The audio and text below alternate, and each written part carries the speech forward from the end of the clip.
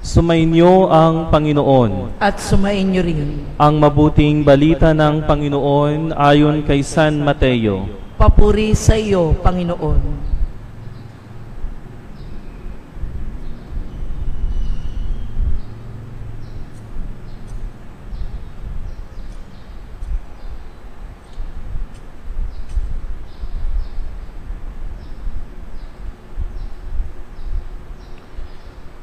Noong panahong iyon, sinabi ni Jesus sa kaniyang mga alagad ang talinghagang ito, "Ang paghahari ng Diyos ay katulad nito.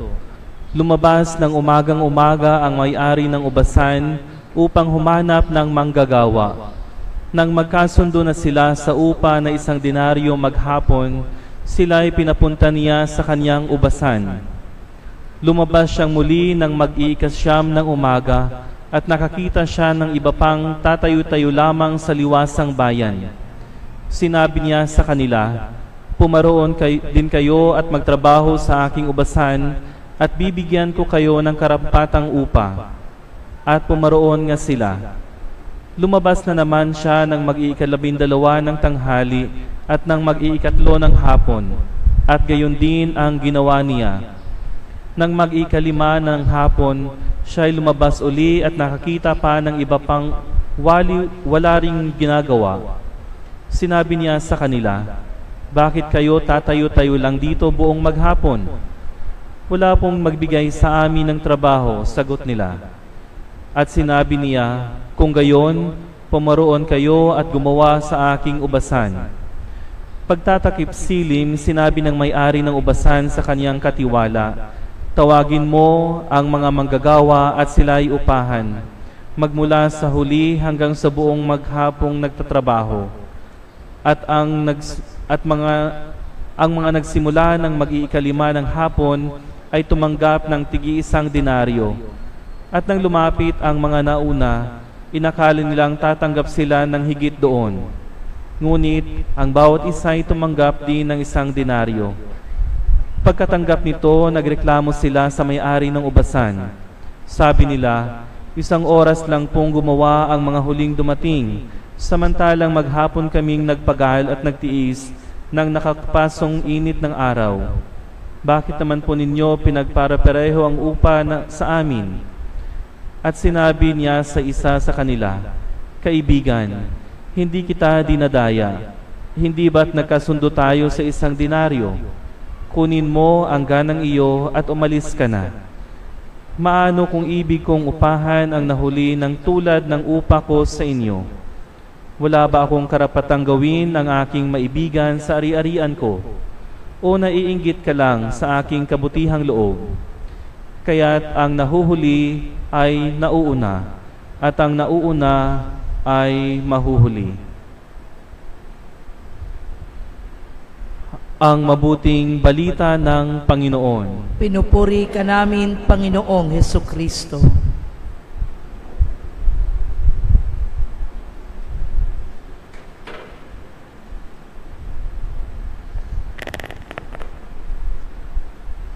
Magandang gabi po sa inyong lahat.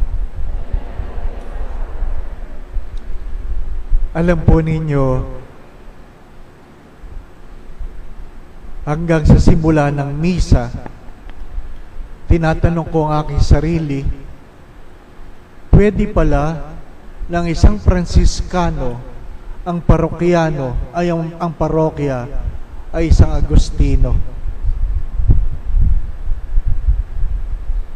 Marahil hindi nyo naintindihan, sapagkat ang patron ng mga Fransiskano ay dapat si Saint Francis. Pero ang parokya nyo ay si Saint Agustin. Ano po? Anyway, nandito na. Hindi po ba? Pero, dahil do sa awit ng mga ibon na tinitingnan ko kanina pa, parokya ito ng mga Fransiskano. Ano po? Kasi hindi naman nakinig ang mga ibon kay San Agustin, kundi kay Saint Francis. Hindi po ba? Ang atin pong ebanghelyo, para maintindihan po ninyo, ay isang konteksto na hanggang ngayon nangyayari sa ibang bansa. Minsan sa isang pilgrimage, yung amin pong driver, yung driver ng bus, nagkamali ng liko. Nailiko niya sa palengke. At yung amin pong tour guide, nagsisigaw. Pinapagalitan yung driver. Kahit Arabo yung sinasabi, alam ko na pinapagalitan niya yung driver. Bakit ka lumiko dyan? Bawal yan. Bakit bawal? Katulad sa Pilipinas, ang pinapakita lang natin sa mga turista, yung magagandang lugar. Yung mga squatter, tinatago natin. Kaso nagkamali yung driver, naidaan niya sa palengke. At nakita ko ang napakahabang pila ng mga lalaki. Higit siguro sa 100 yung lalaking nakapila. Ay hindi na niya may tatago, kaya tinanong ko yung aming guide, ano yung mga yan? At siya naman ay may kababaang loob na inamin, yan pong mga yan ay nag-aantay na mga lalabas sa palengke at magpapabuhat ng kanilang mga binili, at doon sa kanilang binuhat, binibigyan sila, binabayaran sila. Sabi ko, ganyang karami. Opo, hanggang gabi yan. Hanggang gabi. Kaya kung kayo ay nauna, siguradong hindi na kayo makakaulit. At kung ikaw ang nasa huli, ay kinakabahan ka. Hari nawa, mayroong mamalengke hanggang gabi. Bakit? Yung kikitain nila na iabot sa kanila mula sa mga namamalengke, yun ang kakainin nila bukas. Kaya kung wala mag-aabot, wala silang kakainin. Wala silang kakainin. Kaya swerte yung nauna na bagamat, isang beses ka lang makakapagbuhat, mapayapa ka na. Alam mo nang bukas, may kakainin ng pamilya mo. Pero yung mga nakapila pa, ay hindi nila alam kung meron silang kakainin bukas. Kung naiintindihan po ninyo yun pong lumabas na mayaman sa umaga, tinanong, magtrabaho ka, alas 9, alas 12, alas 3, hanggang alas 5.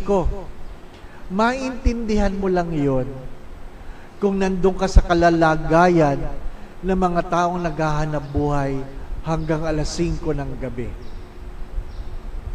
Maintindihan mo lang yon. Mga minamahal na mga kapatid, ang unang paanyaya sa Ebanghelyo ay, pinipilit ba nating intindihin ang ating kapwa sa gitna ng ating pangangailangan? Kasi pagkamisan, dahil sa ating pangangailangan, talagang inuuna natin mga sarili, at kapag may lumalapit, nagiging mapanghusga tayo. Ilan sa atin ang may sasakyan, kapag kinakatok, nagsasabi, huwag mong bigyan yan, sindikato yan. Ilan sa atin na nag-iisip ng ganon? May allergy ako sa bulaklak, pero minsan, dahil naiintindihan ko pangangailangan na nagtitinda ng bulaklak sa kalsada, bumibili ako. Bumibili ako hindi dahil kailangan ko ang bulaklak. Bumibili ako dahil naintindihan ko ang kanilang pangangailangan. Mayroong pong talipapa na dinaanan. Ilan sa inyo, pag bumibili sa talipapa, tumatawad ng husto? Masama ba ang tumawad? Hindi naman. Hindi naman. Pero, baka naman yung tawad mo, hindi na nakakatulong, di po ba, no? Ako naman ay nagtatanong lang. Sa supermarket, hindi ka nakakatawad, Pero sa talipapa, yung iba sa atin, grabe kung tumawad. Nagtitinda yan dahil naghahanap ng ikabubuhay. Di po ba, ano? Naghahanap na ikabubuhay. Pero madalas ko po ito sinasabi, tayo ay nagbibigay hindi dahil meron tayong sobra, kundi dahil alam natin ang pakiramdam ng walang-wala. Minsan may mga nagrereklamo, Father, ang dami namang nanghihingi. Naintindihan ko yun. At hindi lahat na nanghihingi, tunay. Yung iba, nambubudol. Alam natin. Pero, ang tinatanong ko sa aking sarili ay, ano ang gusto mong kalalagayan? Ikaw yung nanghihingi o ikaw yung nagbibigay? Kayo po ang magtanong. Anong gusto mong kalalagayan? Ikaw yung nanghihingi o ikaw yung nagbibigay? Siyempre, pipiliin yung kayo yung nagbibigay. Ang kasunod na tanong ay, nagbibigay ka ba? Ang sagot ay, hindi. Hindi po ba? Pero magandang pagtunan ng pansin yun. Anong meron sa unang pagbasa? Anong meron sa unang pagbasa? Ang lahat ng kasalanan ay may nakalaang kaparusahan. Umaasa ka ba na ikaw ay pagpapalain na wala ka namang ginagawa? Ano po ang tema? Hinahanap ang Diyos at nasumpungan sa pamamagitan ng panalangin. Hinahanap at nasumpungan. Yung po bang hindi naghahanap, makakasumpong? Pero maraming hindi naghahanap, nagrereklamo. Yung mga kaedad ko, anong sabi ng matatanda pag may hinahanap? Gamitin ang mata, wag ang bibig. Alam nating lahat yun. Di po ba? Gamitin ang mata, wag ang bibig. Kasi lahat, nasa na susi ko, nasa na salamin ko, nasa lahat.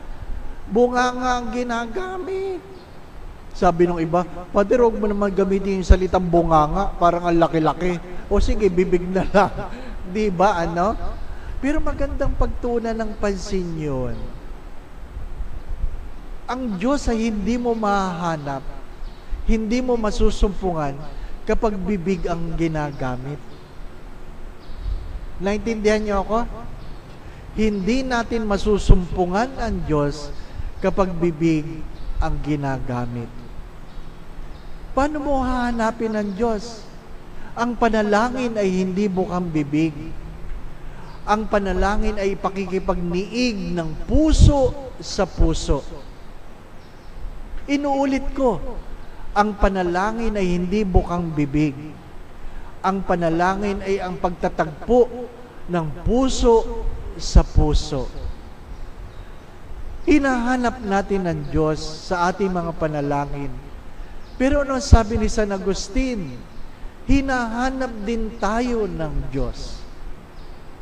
Hinahanap din tayo ng Diyos. Hindi lang tao ang naghahanap ng Diyos. Ang Diyos ay hinahanap din ang kanyang nilikha. Anong mahirap hanapin? Yung nagtatago. Di po ba? Ang pinakamahirap hanapin, yung nagtatago. Matatagpuan ka ng Diyos kung talagang magpapakita ka sa Diyos. Pero kung tinataguan mo ang Diyos, hindi mo makikita o masusumpungan ng Diyos. Madalas ko po itong sinasabi, ang magagandang bagay ay ang mga pagbulong ng Diyos. Ngunit ang problema ay ang pagsigaw ng Diyos. Tumatawag ang Diyos sa bawat isa, maging sa problema. Dahil kapag masaya, madaling limutin ang Diyos. Di po ba, ano? Madaling limutin ang Diyos. Pero pag may problema, ang daming nagsisimba. doon sa isang parokya kung saan malapit sa school, kailan puno ang simbahan? Pag malapit na ang finals, pag malapit na ang exam. Pero pag walang exam, di ka makakakita ng estudyante sa loob ng simbahan. Mga minamahal na mga kapatid, kaya paminsan-minsan, maganda yung may problema, no? Kasi napipilitan tayong hanapin ang Diyos. Huwag niyong hanapin ang Diyos sa panahon lamang ng problema. Hanapin ang Diyos sa panahon ng kasaganahan. Again, joys are the whispers of God, pains are the shouts of God. Mahalaga mga minamahal na mga kapatid na nagsasalita ang Diyos maging sa gitna ng kasalanan, maging sa gitna ng pagkakamali, maging sa gitna ng pagkukulang, maging sa gitna ng paglimot ng tao sa kanyang lumikha, ang Diyos ay naghahanap para sa bawat isa. Mga minamahal na mga kapatid, hari nawa, hindi lang natin matatagpuan ng Diyos kung kailan tayo ay patay na. Habang buhay, naway magkita tayo ng Diyos. Ano po ang simpleng definition ng panalangin? Prayers are not a self-centered monologue, but a God-centered dialogue. Prayer is not a self-centered monologue, but a God-centered dialogue. Merong pakikipagniig, merong pakikipagtagpo, merong pakikipag-usap. Sapagkat ang panalangin ay hindi isang bukang bibig. Mga minamahal na mga kapatid, maganda pong pagtuunan ng tema. Basahing mabuti sa inyong paghahanap sa Diyos. Masusumpungan sa pamagitan ng pakikipag-niig. Hindi sa isang panalangin na isang bukang bibig. Amen. Ang akin pong habilin ay hindi lamang tayo naghahanap sa Diyos, ang Diyos ay hinahanap din tayo. Kaya pag hindi kayo nagsimba, sabi ni Lord, ba't wala yun? Ha? Nagsimba yung kahapon na, ba't ngayon wala? Diba? Nagsimba kayo ngayon, wala kayo bukas, yari kayo. Ano pa? Hindi ako nagbibiro. Hindi lang tayo naghahanap sa Diyos, hinahanap din tayo ng Diyos. Ikalawa, masusumpungan natin ang Diyos sa isang panalangin ng mayroong pakikipagniig, hindi sa isang panalangin bukang bibig. Magsitayo po tayo. Sumainyo ang Panginoon At sumayin niyo rin.